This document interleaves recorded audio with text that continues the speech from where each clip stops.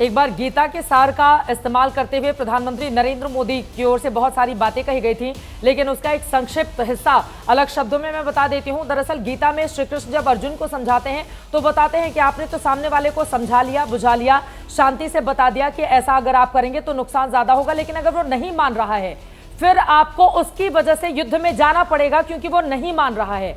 और मौजूदा स्थिति यही थी, भारत कभी युद्ध नहीं चाहता। अंतर्राष्ट्रीय स्तर पर प्रधानमंत्री जिन जिन देशों में गए हैं उनकी ओर से इस बात पर प्रमुखता से बल दिया गया है कि हम बुद्ध के देश हैं, शांति में विश्वास करते हैं, हम युद्ध नहीं चाहते हैं। अंतर्राष्ट्रीय स्तर पर जो दो मोर्चों पर युद्ध छिड़ा हुआ है वहां पर भी दोनों मुल्कों को जब रशिया और यूक्रेन को वो समझाते हुए थे तो उनकी ओर से कहा गया था कि युद्ध में किसी का भला नहीं होता, भारत युद्ध नहीं चाहता, लेकिन पड़ोसी मुल्क अगर युद्ध चाहेगा तो कब तक हम शांत बैठे रहेंगे। उसको उसकी भाषा में नहीं, उससे कहीं ज्यादा जवाब दे दिया गया, तब वो अपनी औकात पर आए हैं और फिर उसके डीजीएमओ की ओर से फोन करके सीजफायर की बात हिंदुस्तान से कही गई।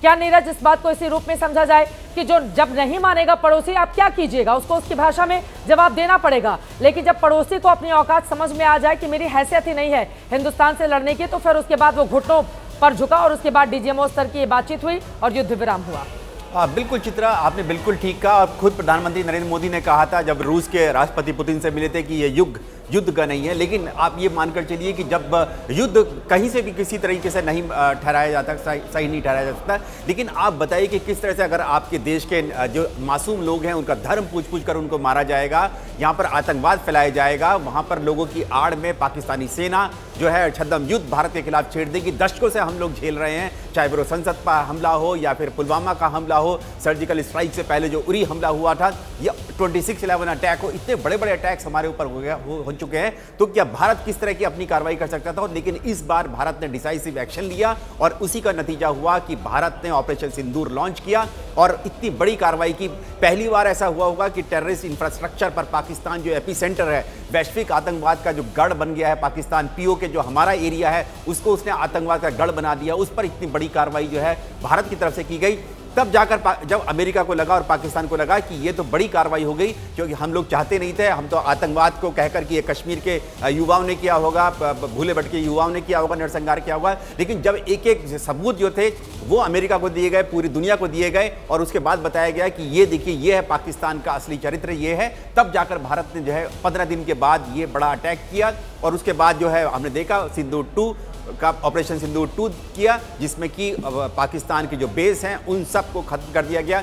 यहाँ तक कि जो अभी जो ऑफिसर बता रही थी कर्नल सोफिया कुरैशी कि स्कार्दू एयरबेस गिलगिट बाल्टिस्तान में है चित्रा, वहाँ भी उसकी भी रनवे को पूरी तरह से सरगोदा की तरह खत्म कर दिया गया है। तब जाकर पाकिस्तान और अमेरिका को लगा कि कहीं ऐसा ना हो कि भारत जो है वाकई में घुस ना जाए पीओके में, जो सबसे बड़ा डर जो पाकिस्तान को था। इसीलिए जो है इस युद्ध विराम के लिए जो पाकिस्तान तैयार हुआ और फिर मिन्नतें करके भारत से उसने कहा कि हमें बिल्कुल। मेघा कुछ अहम जानकारी दे रही है, मेघा जल्दी से। मेघा। चित्रा, मैं आपसे ये कह रही थी कि जो बार बार कंपैरिजन किया जा रहा है कि 1971 में क्या हुआ था और अभी क्या हुआ है, देखिए किस तरीके से सिचुएशन अलग थी उस वक्त और अभी जो सिचुएशन जिससे भारत डील कर रहा है। 1971 में जो वहां की स्थानीय आबादी थी, जो अब बांग्लादेश है, वो पाकिस्तान के खिलाफ बहुत ही सक्रिय रूप से संघर्ष कर रही थी, उसको भारत ने मदद करी थी और भारत को वहां की जनता का पूरा समर्थन था। लेकिन 2025 में अभी जो सिचुएशन बनी थी चित्रा,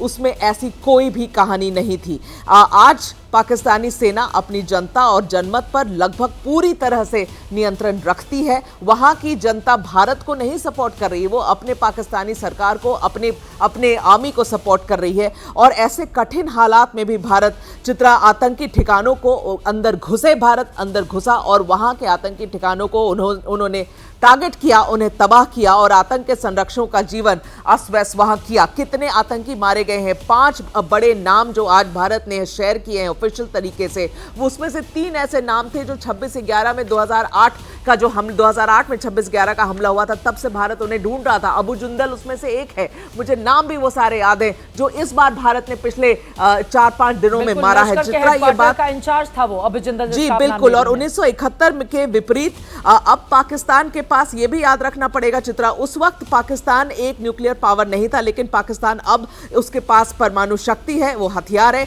इसके बावजूद भारत शायद एकमात्र ही ऐसा देश है जिसने एक परमाणु संपन्न राष्ट्र की सीमा में घुसकर बार बार प्रहार किया है। तो ये बातें हमें याद रखनी पड़ेगी चित्रा, कि हम दोनों न्यूक्लियर कंट्री हैं और इसी की वजह से दुनिया के सारे बड़े देश जितने थे सबको इस बात का डर था कि अगर मामला यहाँ हाथ से बाहर निकलता है, हाथ से बाहर जाता है, मैटर एस्केलेट होता है तो क्या होगा, क्योंकि ये दोनों परमाणु हथियारों से लैस देश हैं। इन सब के बावजूद भारत ने जो कार्रवाई की है वो दैट इज अप्रिशिएटिव। और जो लीडरशिप हमने दिखाई है, जो लीडरशिप भारत की सरकार ने दिखाई है, प्रधानमंत्री मोदी जी ने दिखाई है चित्रा, एक बात याद रखेंगे कि इन 4-5 दिन में जो भारत की तरफ से जवाबी कार्रवाई हुई है, एक भी सिविलियन इलाके को, रहायशी इलाके को एक बार भी टारगेट नहीं किया गया है। जबकि पाकिस्तान पिछले 4 दिन से जो भारत में ड्रोन उड़ा रहा था, आर्म्ड ड्रोन उड़ा रहा था, जो PL-15 रॉकेट्स भेज रहा था और जो अपनी मिसाइल भेज रहा था, हर टारगेट पाकिस्तान का भारत के अंदर सिविलियन टारगेट था। पूरी दुनिया को इस बात को समझना होगा कि पुराने भारत में आज के भारत में बहुत बड़ा फर्क है।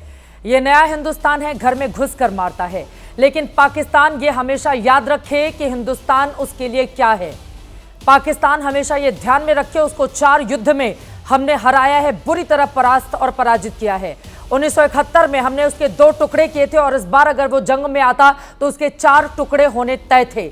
हमारी बड़ी तैयारी थी। उसकी खुद की आवाम, उसकी सरकार, उसके सेना के खिलाफ खड़ी है। उसका जो सबसे पॉपुलर लीडरशिप का चेहरा है इमरान खान, उसको जेल के भीतर डालकर रखा हुआ है। उसको लोगों के साथ कितना बुरा बर्ताव ये पाकिस्तान और उसका आसिम मुनीर करता है, ये बात जनरल मुनीर को भी समझना होगा। कल हम सब ने तस्वीरें देखी थी जब सऊदी अरब के मंत्री वहां पर गए हुए थे तो जनरल मुनीर का चेहरा किस तरह से लटका हुआ वहां पर बैठा हुआ था। उसको पता है कि जो राष्ट्र सिद्धांत की बात वो सिखाने और पढ़ाने की कोशिश अपनी आवाम को कर रहा है, आगे आने वाले वक्त में उसका खामियाजा उसको कितना ज्यादा भुगतना होगा। पाकिस्तान को यह समझना होगा तुम्हारी औकात नहीं है और अपनी औकात से बाहर अगर जाओगे तो हर बार मुंह की खानी पड़ेगी। ये तो पाकिस्तान के लिए भला हुआ कि 5वें युद्ध में फिर से पराजित हुआ पाकिस्तान, ये हेडलाइन नहीं बनी। ये पाकिस्तान को मानना होगा कि उसकी जनता, आम आवाम जिसकी कोई गलती नहीं है, वहां पर हमले नहीं किए गए।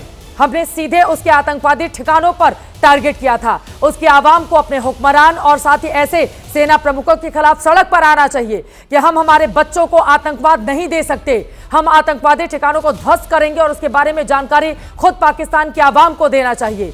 भारत एक सशक्त मजबूत देश है।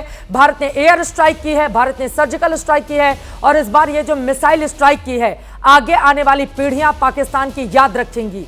उसकी इतनी हैसियत नहीं है, उसकी इतनी हैसियत नहीं है कि वो हमारे खिलाफ जंग में आगे आ पाए, लेकिन अपनी हैसियत से परे जाकर हमेशा आतंकवाद का वो सहारा लेता है और हमें नुकसान पहुंचाने की कोशिश करता है, हमारे निर्दोष बेगुनाहों की जान लेता है।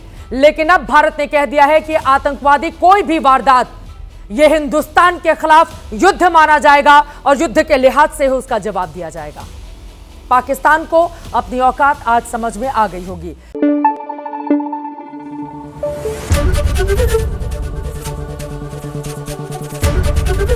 एबीपी न्यूज आपको रखे आगे।